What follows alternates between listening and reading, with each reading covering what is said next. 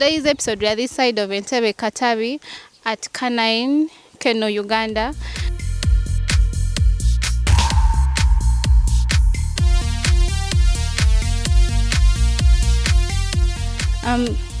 Mr. Robert, how are you? Fine, thank you. Please introduce yourself to our beautiful viewers and tell us more about your kennel and how long you've been in this field. Thank you so much for this opportunity. My name is Dogs Maganda. I'm based in Entebbe, Katabi. I've been breeding since 2013. And I first started out with golden retrievers. Then I also bred Boer bulls, South African Boer bulls. Much later on, I also went into Labrador retrievers, and then now with the Bullmastiffs, as you can see before me here. Part of my childhood, I grew up in Kenya, specifically in Mombasa. This is way back when I was very young, and we had dogs. We had dogs around, and I think that's where that seed was planted, because I vividly remember a dog giving birth back then. I don't remember what breed it was, but you know how young children are very enthusiastic and they see such things. You cannot forget such an image, and up to today that memory has stayed with me. So of course I believe that's where it started from, the love and the passion and the liking for dogs. So of course when I came back and as I got older and got more exposure, that's when I started, getting into dogs. With time, learning, researching, of course the internet is there now, and building your knowledge. But I would say that is where it started from. That's where the passion came into play. Yeah. So what we have here, these are Bullmastiffs. So Bullmastiff is a very old breed, originally bred in the 19th century, by what they call the English gamekeepers. So these were guard dogs. So they come from some old lines. There was the extinct English bulldog. It was crossed with the English Mastiff and the now extinct old bulldogs, the old English bulldogs. So this breed you see here, they are docile, they can be calm. They are not so much the type of breed that want to make noise all the time, barking unnecessarily. Actually, how they were bred was to approach an intruder quietly, not too much like make an announcement like bark. They just come and get you and hold you until maybe the owner comes to your rescue. That's how, in a silent way. That's how they were bred. So they're very strong dogs. Of course, they're in the Mastiff category of family. So they're very strong, of course. But they're also good with people. If they know you, they're loyal, they can be very calm. And somebody can think maybe this dog is, but they're very strong dogs. But they're very calm, docile, and they can do well in a family setting. They have a short coat. Of course, they're regular. They shed, but not too much, like the coat. So you have to, if you can, you groom them regularly. Just brush to brush off that extra fur. One thing I can say about them, they have a short muzzle, like you can see this male here. So because of that short muzzle, sometimes when it's very hot, breathing, you can see the dog is putting in a lot of effort to breathe. So with dogs, the shorter the muzzle, the more they need cold air, like cold environment. When it's hot, it's hard for them. So you have to give them water regularly. If you can, on a hot day, you can splash water on them just to cool them down. That's the one thing I can say about one of their health issues. But they can live between 8 to 10 years lifespan. 10 years. 8 to 10 years. Yeah. I've been new to them. How come they're as if they know me for ages? So, like I was telling you earlier, they're intelligent breeds. So of course, also with many other dogs, if they're well brought up and well socialized, that's one thing people forget about dogs. If you don't socialize a dog, because you have people that have dogs, and these dogs have no human interaction. They're always locked in the kennel. Because dogs dogs are social animals. They're meant to be with people. They're meant to interact with people, to challenge their intelligence. It's what keeps them active. Now, if you get such a animal rather, and you lock them in a kennel, it gets frustrated. That's why you find a dog is barking relentlessly. It's just barking. So they get frustrated. In that frustration, some dogs, it can turn to aggression or destructive behavior. The moment you open that dog, it's destroying everything it sees. And that's why you hear cases of people who have dogs and they open these dogs and it has attacked the maid or it has attacked a member in the family. They're not socialized.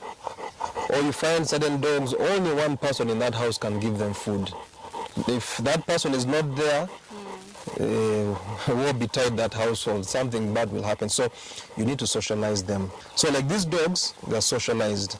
Much as they've seen you for the first time, but because we're here, they know, So yes, and like since the big boss is here and these people, I think these are okay. But if you came at a later hour of the day and no one is here, then the story would be different. They know. They know. So they are not able to differentiate between a friend and foe. How is their IQ?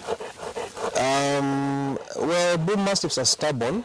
As the name, they're bullies. They're a bit stubborn. So you need to socialize them, train them. Otherwise, they tend to have their own mind. They want to do their own thing. If you try to, that's why they encourage early socialization, early training. But you see, if you don't, it can be wanting to do its own thing.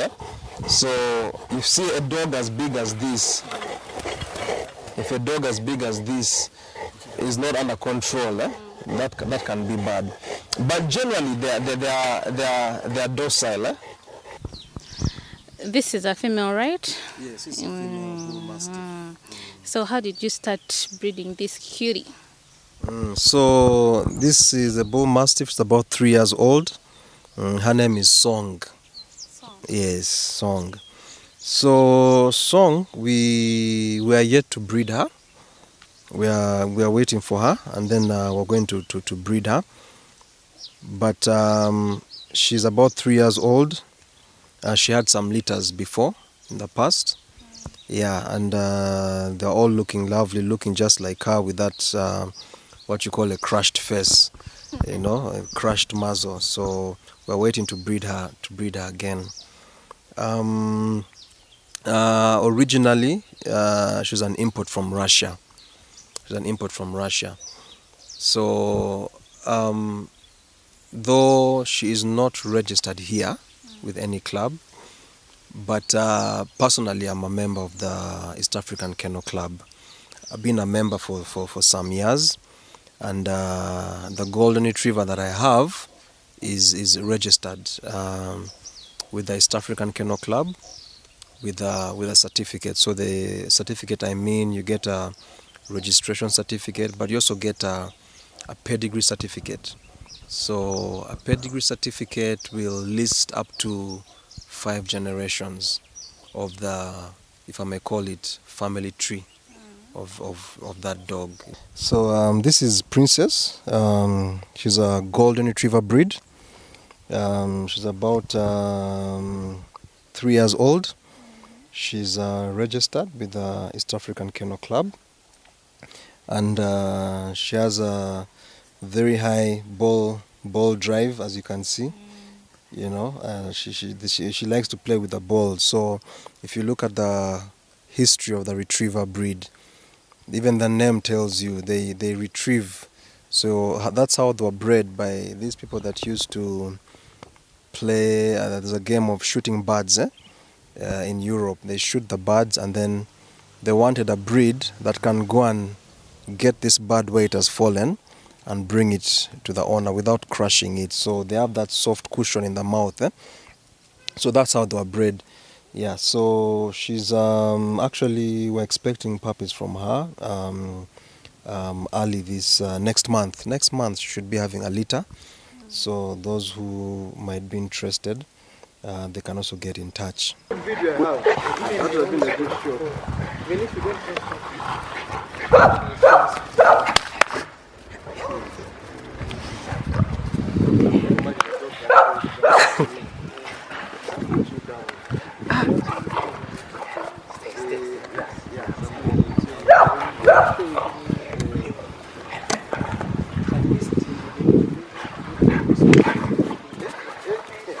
So someone out there who wish to have it at home, would you recommend that person to have it or to rest their case? Yeah, this dog I would highly recommend this breed. Like I had mentioned earlier, if you're looking for, okay, so it's multi-purpose, guard dog, or you also want, a dog at home for whatever reason, companionship, or, they're a good breed. Of course, security, just by the mere fact of the way they look, is that alone is enough to chase somebody away, But also what I like about them, they're not very noisy. They're quiet. And because of that, somebody can mistake and think, there's no one is in there. But the moment you come in, then you're welcomed with that aggression, or they will show you their true colors. Because sometimes you have dogs that, there's a saying that barking dogs seldom bite. There are dogs that they bark, make noise for the neighbors, the children, but when you come in, there's nothing they are doing. Well, for this breed, it's the other way around. They don't bark too much unnecessarily. They bark when there's a need, there's a cause, and when you hear it barking, then it's alert, something is. So I like them for that character in them, of that they're quiet, but when it's necessary, they will bark and they will attack.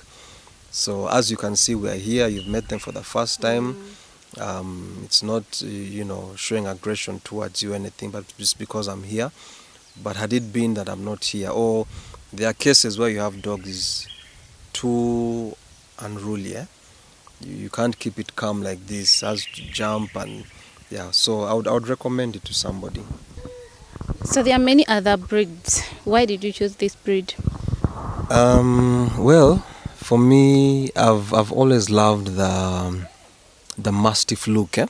So if I may borrow the word in the right context, one might say they look ugly, but ugly in the right sense. They have that look. When somebody sees it, it's like, wow, is that a dog? What is that? Is that a lion or something? So it has that fierce look, and that look alone is enough to also make somebody think twice about jumping over your fence or coming to do something. They'll be like, hey, there's a dog in there that has a look that is not understandable. So that's what I like that the look that they have, but also their body mass and build. It's a big dog, so it's something you feel good having around you, and that security is tight. Yeah. Tell us more about your breeding program. Okay, so we expect some litters this year, maybe in about 3 months' time. Yeah, but maybe I could just share a bit more information about the breedings of this type of breed. So these are mastiffs. So mastiffs, you have things like the French Mastiff, the South African Boer Bulls. There are many other types of Mastiff. But one thing I can say about them, when they go into labor, they take very long. They take very long pushing out puppies, and because of their size, they get tired quickly. So a dog can start giving birth at, say, 6 p.m. today. By 6 a.m. tomorrow, is still pushing puppies. By 7 p.m. the next day, is still pushing puppies, and sometimes even the next day.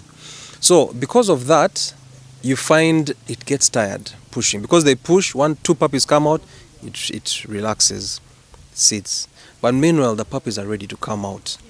So in that process, some puppies get also tired, that exhaustion of wanting to come out, they're not coming out, they get exhausted, and now you have a situation where many of the puppies come out stillborn. So you have a dog giving you like 13 puppies, but maybe 7 make it, the rest come out stillborn. And that's a big loss. If you look at a breeding program, you breed a dog, gestation period is about 63 days, that's like 2 months. So you're waiting 2 months, then the dog starts giving birth, then they're coming out dead. You get it? Those are the frustrations. So because of that, what many people are doing these days, what we also intend to do, you go for the C-section. Some people don't know that there's C-section in dogs. It is there. So when you do the C-section, what's happening is number one, you're relieving the mother of the dog from that stress of pushing for hours. They put her under anesthesia, do the procedure, pull out the puppies, sew her back in a few hours, and the puppies are all out. So you're relieving the mother that stress of pushing puppies. Number two, even the puppies themselves, they are not stressed. That waiting in the birth canal for all those hours, they come out. So there you reduce on the mortality, exactly.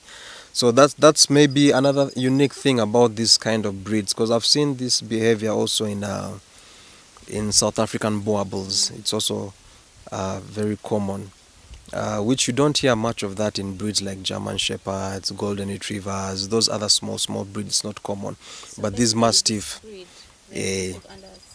if you can, normally if it's a large litter, if you have the resources, if you have the resources and your dog is maybe 1 month into the pregnancy, you can do a scan to ascertain how many puppies are there.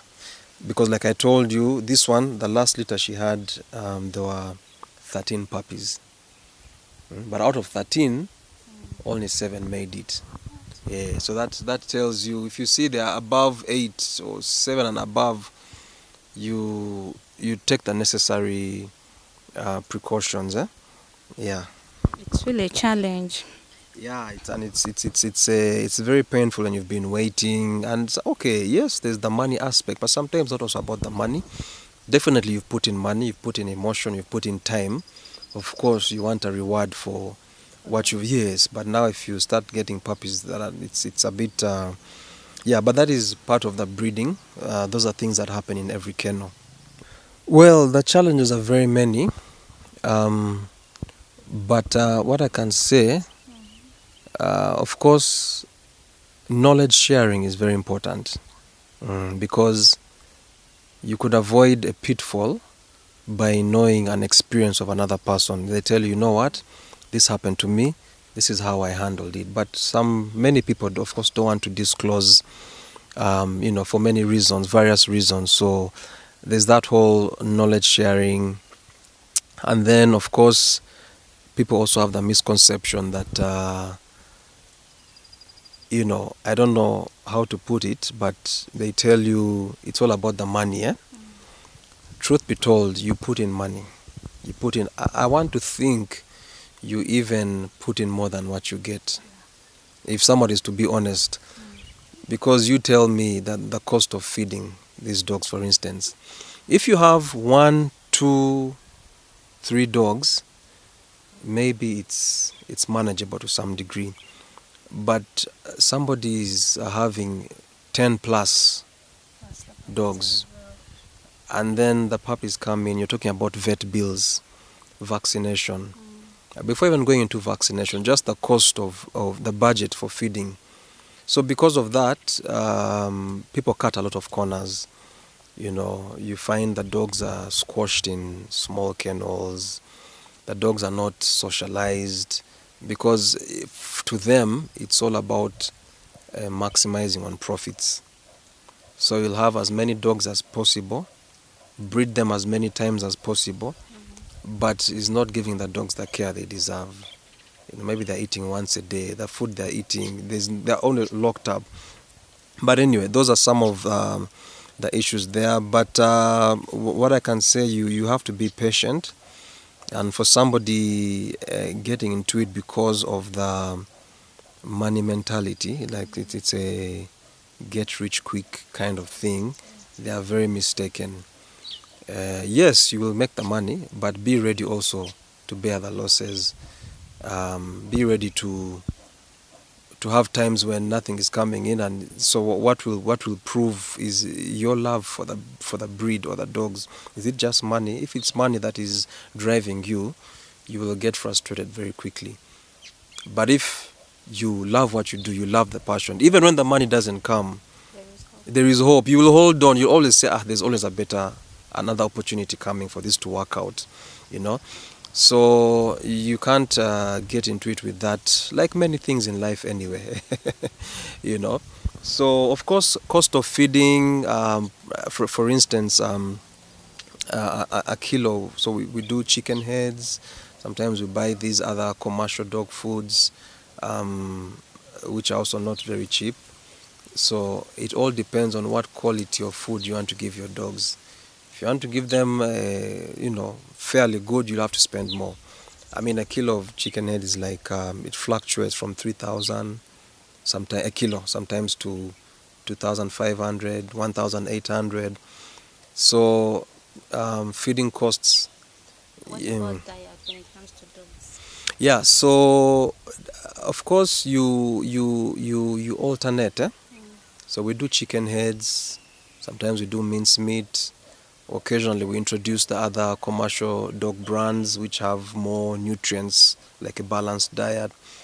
Yeah, so you alternate the diet. Yeah. Do you sell big dogs? Okay, so we don't sell the adults, but the puppies. When the puppies are available, we can do on Facebook, on WhatsApp. If the later on people want, I can share my number. They can reach me. So you can reach me on 0776 for those who want to get in touch with me. 0776 577859, and then on Facebook they can look under my name. It's Robert Maganda on Facebook. Those who might be interested. Same name, yeah. No, okay. Yeah, Instagram, yes, the same name, by the way. On Instagram, you can also reach me under the same name, Robert Maganda. Those are the only two platforms now. It's Facebook and Instagram. Of course, now on mobile phone and WhatsApp, that has become very convenient. Yeah. For those who might be out of the country, +256 country code. Thank you for watching today's episode, and please keep on sharing our videos, subscribe, like and comment. We are here to give you the best information about dogs and how to breed.